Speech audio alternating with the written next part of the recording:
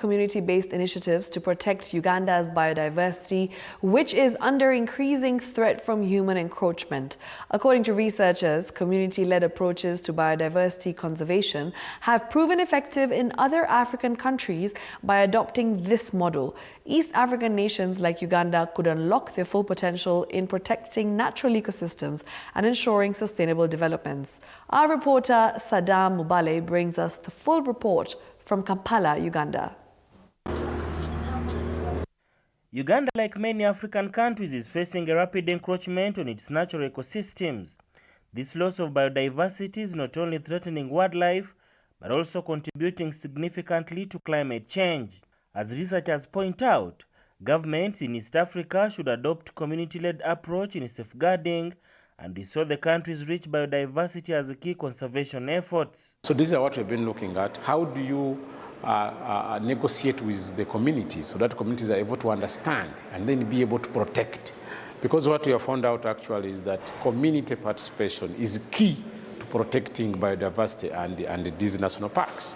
Professor Edwin Muchapondwa from University of Cape Town in South Africa says the model has worked in other African countries and can be adopted if community is well sensitized, empowered, and aware about the importance of protecting ecosystems. Communities as a key stakeholder in biodiversity conservation, and the models that include communities have been implemented elsewhere, particularly in Southern Africa, with some reasonable successes. Conservation efforts have been seen to fail because communities near parks, wetlands, and forests are excluded, yet their involvement is crucial in reducing conflict and ensure stability. There are some values we get.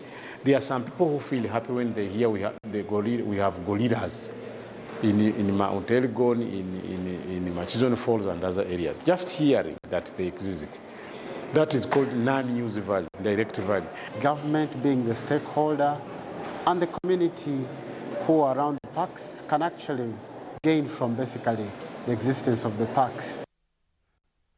At COP15 in December 2022, member countries of the Convention on Biological Diversity adopted the Kunming-Montreal Global Biodiversity Framework, aiming to halt biodiversity loss and restore ecosystems.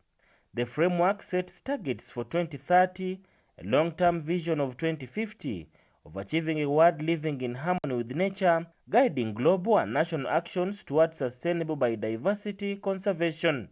Saddam Mubale, TV47, Kampala.